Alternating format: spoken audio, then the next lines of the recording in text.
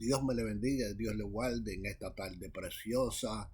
Estamos aquí más que contentos, estamos más que gozosos porque nuestro Padre Celestial nos ha dado una oportunidad más, un día más, para poder en este día colaborar con Él, trabajar con Él en su propósito, en sus planes, en su visión, de acuerdo a lo que Él de antes había provisto. Esas son las obras que Dios preparó desde antes de la fundación del mundo para que nosotros andemos en ella. O me estoy ocupando y estoy pasando tiempo con el Señor. Este es el día que ha hecho el Señor y en Él nos vamos a gozar.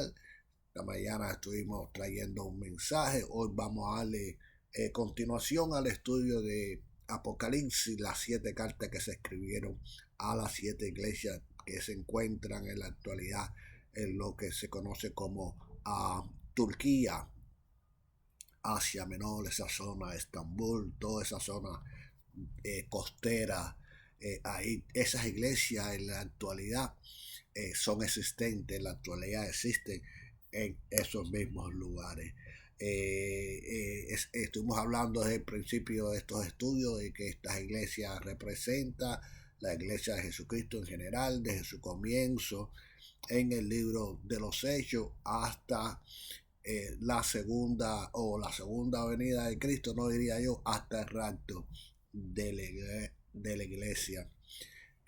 Son diferentes dispensaciones, diferentes tiempos, 7 diferentes tiempos, 7 diferentes dispensaciones, donde estas iglesias reflejan carácter que se iba a manifestar en ellas a través de cada uno de estos tiempos. Estuvimos hablando también de que cada una de estas iglesias tiene 7 pasos en particular, y que estas cartas que se escribieron a estas 7 iglesias no solamente se escribieron para esa iglesia, sino para toda la iglesia de Jesucristo a través de todos los tiempos. Se escribieron para ti, se escribieron para mí. Es por eso que cada una de las cartas lo que dice es esto: el que tiene oído para oír, oiga lo que el Espíritu le dice a las iglesias. Estas cartas están de moda, están vigentes, son actuales, no son cosas del pasado. De hecho, hay algunas manifestaciones de la iglesia de Jesucristo que ya se han manifestado, pero hay otras que se han de manifestar después de estas. Es por eso que Jesucristo le dijo a Juan: escribe las cosas que han visto, las cosas que son y las cosas que han de ser después de esta. Propósito de estas cartas es que nosotros estemos pendientes, que los ojos estén abiertos, que nosotros estemos pendientes a lo que Dios quiere decirnos a través de cada uno de estos estudios. Nos toca la carta a la iglesia de Filadelfia. Filadelfia lo que quiere decir es amor fraternal, hablando en español. Si es en inglés es brotherly love, es lo que quiere decir Filadelfia. Las 7 pasos, a quien escribe. Vamos a leerlo primero y después vamos a estar hablando acerca de quién le escribe, quién se le escribió, cuáles fueron los pros, cuáles son los contras, y así como hemos hecho con cada una de estas iglesias anteriores. Y vamos a estar leyendo en Apocalipsis capítulo 3, versos desde el 7 hasta el verso número 13, y leemos la palabra de Dios en el nombre del Padre, del Hijo y del Espíritu Santo. Siempre, como le digo, busca una Biblia, léala, escudriñe con nosotros la Escritura. Este programa se llama así, Escudriñando la Escritura. Yo soy su hermano Esteban Suárez.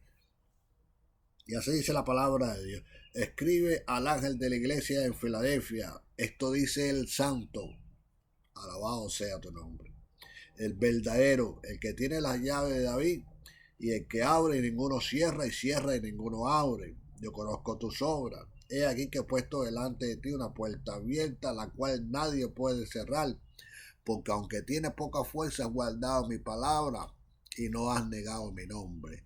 He aquí que yo entrego a la sinagoga de Satanás, los que dicen ser judíos y no lo son, sino que mienten. He aquí que yo haré que vengan y se postren a tus pies y reconozcan que yo te he amado.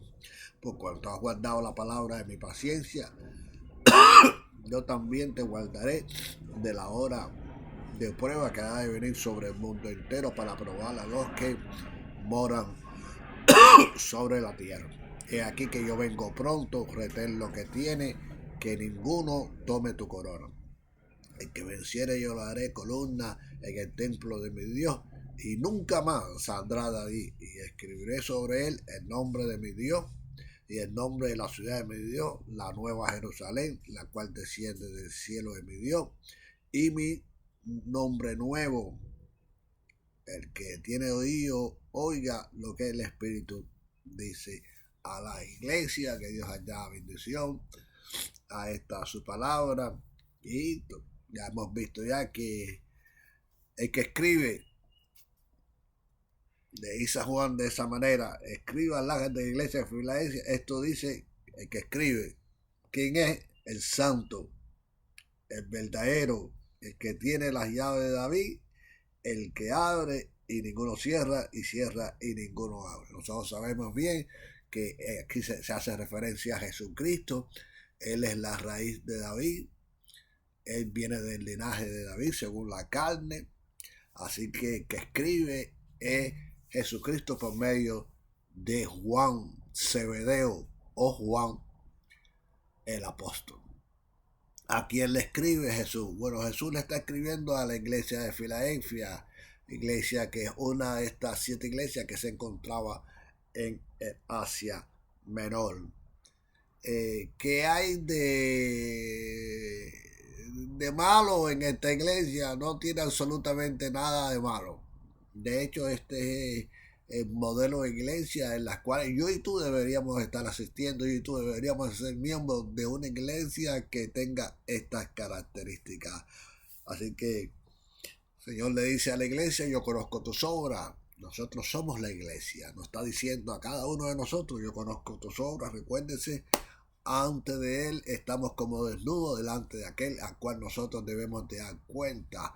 Así que nosotros no podemos engañar a Dios.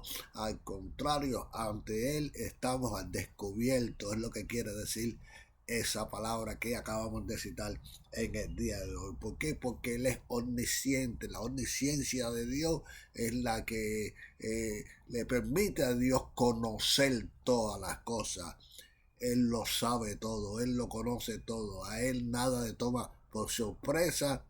Él sabe todas las cosas, Él conoce a todas las personas. Es por eso que Él te dice a ti en este día: yo conozco tus obras. Alabado sea Dios en esta hora.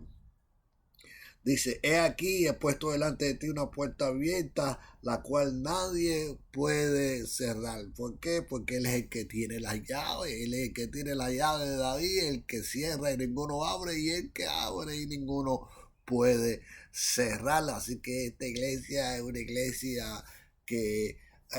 la iglesia de Esmirna fue una iglesia, según el estudio que estuvimos dando, de que el Señor no tenía nada en contra de ella también, pero la iglesia de Filadelfia como que es una iglesia que su modelo es un poquito más excelente que el modelo de la iglesia de Esmirna. Así que es una iglesia que ha guardado la palabra, es una iglesia que no ha negado su nombre. No hay nada de malo, todo es bueno.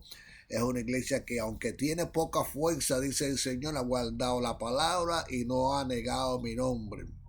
Verso 9 dice: aquí que yo entrego en la sinagoga de Satanás a los que dicen ser judíos y no lo son, sino que mienten.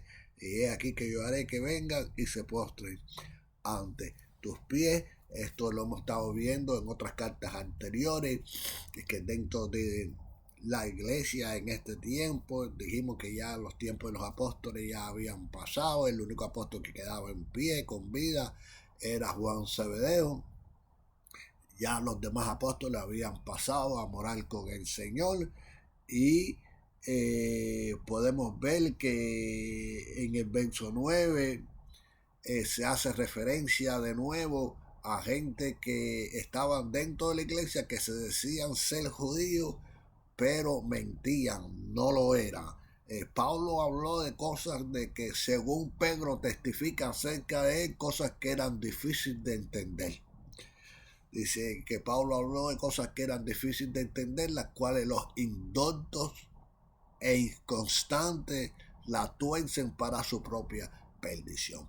Entonces hubieron escritos de Pablo que Pablo escribió que muchas de las personas no entendieron, pero la cogieron, las torcieron y la usaron para su propia perdición. Y una de estas cosas es de que en Filadelfia también se estaba manifestando lo que se había manifestado en otras iglesias, de este grupo de personas que estaban en medio de ellos, que se decían ser judíos, pero en realidad no lo eran, sino que mentían. La iglesia de Filadelfia tenía a gente como esa en medio de ellos. Algo de lo que yo le puedo hacer referencia es de que Pablo estuvo que escribirle en Romanos capítulo 9, capítulo 10, capítulo 11, esos 3 capítulos completos de la epístola a los romanos, carta que Pablo escribió, hizo hincapié en este tipo de temas, porque habían personas que creían de que Dios había desechado a Israel y que en lugar de Israel los había plantado a ellos, que ellos eran los verdaderos judíos, que ellos eran el pueblo verdaderamente escogido de Dios, porque Dios había rechazado al pueblo de Israel, lo cual no es cierto. Pablo dice claramente: habrá desechado Dios a Israel. Dice Pablo: de ninguna manera.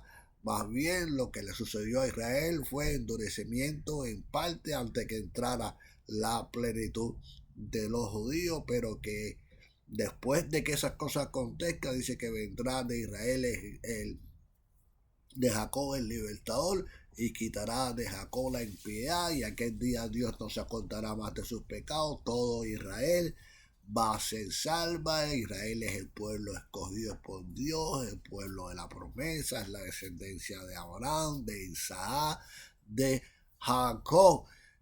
Lo que le aconteció a Israel ha sido para beneficio a cada uno de nosotros. El mismo Dios lo endureció a Israel para tener misericordia de nosotros, que en otro tiempo también estuvimos endurecidos, estuvimos ajenos a la vida de Dios, pero ahora en estos tiempos Dios, por su misericordia, por su bondad, Dios nos ha dado el privilegio de ser injertados en el verdadero olivo, pero no podemos hartarnos, dice Pablo, porque si Dios no perdonó a las ramas naturales, hablando acerca de Israel, tampoco a nosotros nos perdonará. En otras palabras, esto es que Dios lo encerró todo en pecado para tener misericordia de todo el mundo. Es por eso que la Biblia dice que Dios amó al mundo, no solamente a los judíos ni a los gentiles, al mundo en general. De tal manera amó Dios al mundo que ha dado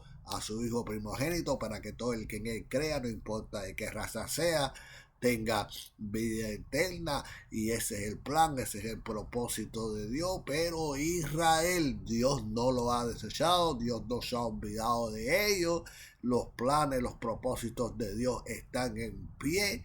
Fíjese que Israel es una nación pequeña que se encuentra rodeado de más de 14 naciones enemigas. Sin embargo, Israel, en medio de esa circunstancia, en medio de esa situación, Israel es una de las potencias más grandes que existe en el mundo entero. Potencia en armamento, potencia en desarrollos técnicos, potencia en lo que es la industria, en todo. Israel es una potencia en todo ese pequeño pueblo, y eso es lo que da testimonio de que Dios no ha desechado a su pueblo, que Dios lo mantiene en medio de sus enemigos. Alabado sea el Dios de Israel en esta hora, el Dios de Abraham, el Dios de Isaac y el Dios de Israel, el Dios de Jacob. A su nombre sea la gloria. Pero había ese ambiente, había esa mentalidad en medio del pueblo, había personas de que ellos eran los verdaderos israelitas, de acuerdo a un comentario que Pablo había hecho, que había sido mal interpretado intencionalmente,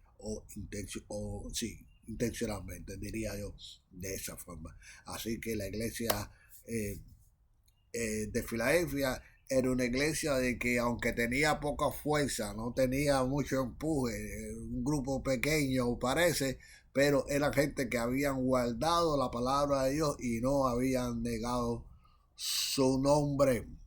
Verso 10 dice, por cuanto has guardado la palabra de mi paciencia, dice, ¿qué palabra es esta? Yo también te guardaré de la hora de prueba que ha de venir sobre el mundo entero para probar a los que moran sobre la tierra. Viene una hora de prueba, viene una hora de tribulación, vienen días malos para la humanidad, vienen días malos para los creyentes, y es necesario de que nosotros, antes que ese día llegue, hagamos como hizo la iglesia de Filadelfia. Guardemos esta palabra de su paciencia, para que también Dios nos guarde de el día de la prueba, esa prueba que ha de venir, esa gran tribulación que ha de venir sobre el mundo entero, para probar a los que moran en la tierra.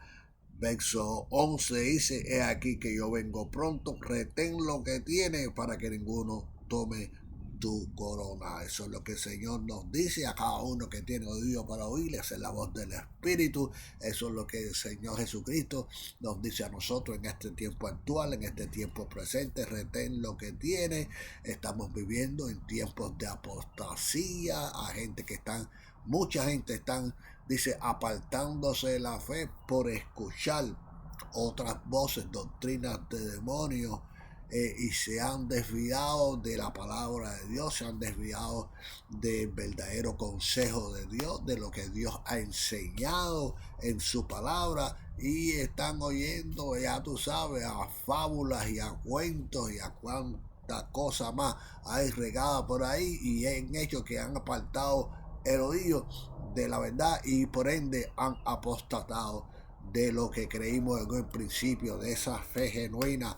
La Biblia dice que si aún yo, Pablo mismo lo dice, que si aún yo o un ángel del cielo descendiera y los enseñase otro evangelio que fuese diferente al que de mí habéis recibido, sea anatema. Así que Pablo sabía claramente que después de su partida iban a venir personas que iban a introducir encubiertamente herejías destructivas, y harían que para apartar de la verdad del oído a muchas personas, y que iban a venir muchas personas con comezón de oír, y eso lo estamos viendo en este día. Hay un montón de doctrinas por ahí, pero el evangelio es la verdad, y el evangelio lo que está es esa palabra, es guardar la palabra de esa paciencia. En el número 12 le dice a la iglesia de Filadelfia, también nos dice a cada uno de nosotros, el que venciera. Esto es cuestión de vencer, amado, esto es cuestión de vencer. Esto no se puede retroceder. Después de haber sido heraldo, podemos quedar eliminados. Esto es cuestión de perseverar hasta el final, creer, mantener las convicciones, mantener las creencias, lo que oímos desde un principio, no prestar oído a estas fábulas interminables que más bien acarrean discusión antes que edificación. Así que en el día de hoy, ese es el reto que usted tiene y que yo tengo por delante. Tenemos que vencer. La Biblia dice que en Cristo Jesús somos más que vencedores por medio de aquel que nos amó. Así que el que venciere tiene promesas tremendas, man. Unas promesas fantásticas que tiene al que venciere. Dice, yo lo haré columna en el templo de mi Dios. Usted sabe que las columnas son las que sostienen el peso, la carga de todo el edificio. Son las columnas, son fuertes, son firmes, están bien fundamentadas sobre el fundamento de ¿qué? Sobre el fundamento de Dios. La Biblia dice que el fundamento de Dios está firme, conociendo al Señor a los que son suyos, apartado de iniquidad todo aquel que invoque el nombre del Señor. El fundamento de Dios está firme, y Dios que nos va a hacer columna. Jesucristo dijo, aquí que yo los haré columna en el templo de mi Dios. Qué promesa más linda. Aleluya. Y dice, y nunca más saldrá de ahí. Nunca más saldremos de ahí, Alabado sea Dios, ahí estaremos con Él, ahí viviremos con Él, ahí alabaremos, ahí glorificaremos, ahí sentiremos el poder de su presencia, ahí correremos, aleluya, como cachorro de manada. Mi alma adora y glorifica al Salvador. Nadie nos podrá, ni el diablo, ni demonio, ni prueba, ni enfermedad, ni circunstancia, ninguna de esas cosas creadas nos podrá apartar del amor de Dios que es en Cristo Jesús, Señor nuestro. Así que esa es la razón que nos hace a nosotros más que vencedores. Dice, y escribiré el nombre de mi Dios. Aleluya, esto está bueno aquí. Y escribiré el nombre de mi Dios. Esta es otra recompensa. Dice, y el nombre de la ciudad de mi Dios, la nueva Jerusalén, la cual desciende del cielo de mi Dios, y mi nombre nuevo. Tres nombres que Jesucristo promete escribir en la frente de los creyentes. El nombre de su Dios, Yahweh, Yohei Vahei. Cuando Moisés vio la salsa, que empezó a conocer con Dios y comenzó a hablar con Dios en esa experiencia, Moisés le dijo, bueno, y si cuando lo envían a la comitiva, él le dice al Señor, pero si me preguntan por el nombre de quien me envió, qué nombre yo le daré, no le dijo ninguno de esos nombres que se mencionan en este tiempo, Jehová y ese tipo de cosas, eso lo inventaron los hombres. Él dijo que su nombre era Yohei Vahei, el que era, el que es y el que ha de venir, el que es por siempre. Esas son palabras en hebrea, que eso es lo que tiene, eso es lo que significa. Lo que es interesante es que tanto el nombre de Yahweh como el nombre de Jerusalén, como el nombre de Yeshua, las tres comienzan con la letra menor. Es como una letrica chiquitica, que es la letra más pequeña del alfabeto uh, hebreo, que es yo, y es como un apóstrofe, una cosa pequeña, pero Dios escogió lo pequeño para manifestar, para describir lo que verdaderamente es grande, y es su nombre, y es el nombre de su ciudad, Jerusalén, y el nombre de el Mesías, que es Yeshua, Hamashiach, Yeshua, Yahweh, son tres yo, hey, va, hey, ese es el nombre de nuestro Dios, y es tiempo de volver a estas enseñanzas. Eso es lo que está escrito en la palabra, y eso es lo que nosotros debemos de seguir. Y si usted llama a alguien por el nombre que no le pertenece, usted va por la calle, usted se llama Pedro y le dicen Juan, usted no va a volver ni la mirada al lado, porque usted sabe que usted no se llama Juan, usted va a seguir caminando. Es por eso que la iglesia tiene que empezar a llamar a Dios por su verdadero nombre, que no es Jehová, ni ya. Su nombre es Yahweh, Yohei Vahei. Ese es el nombre de nuestro Dios. Así que comience a llamar a su Padre Celestial por su nombre. Él tiene un nombre, su nombre es Yahweh, Yohei Vahei. Así que tres nombres que son parte de el galardón que ha recibido esta iglesia de Filadelfia, y el nombre nuevo del Señor. El verso 13 dice que tiene oído, eso es para ti y para mí. Si tiene oído, oiga lo que el Espíritu le dice a la iglesia. Hay que buscar una iglesia como esa. Esta iglesia es la iglesia, representa los tiempos de la iglesia de los donde comenzó la era protestante, donde Martín Lutero encontró aquella Biblia en aquel monasterio y encontró ese verso escrito en el libro de Abacú, en el capítulo 2, en el verso 4, donde dice que aquel cuya alma no es recta se enorgullece, mas que justo por la fe vivirá. Y cuando le dio esa palabra, vino la revelación de Dios y entendió que el hombre no es justificado por las obras de la ley, el hombre es justificado por la fe, por el oír, con fe única y exclusivamente. Y el hombre después, ya usted sabe la historia, de Martín Lutero, escribió las 95 tesis, las pegó ahí en eso de la Iglesia Católica, y ahí empezó en Alemania lo que hoy por hoy nosotros conocemos como la Iglesia Protestante, que es la iglesia que se apartó de la apostasía, del engaño y de la mentira de la Iglesia Universal o la Iglesia Católica. Ese fue el tiempo de estos padres de protestaísmo, estos Martín Lutero, los hermanos Weiles, todo este tipo de hombres de Dios que trajeron un despertar espiritual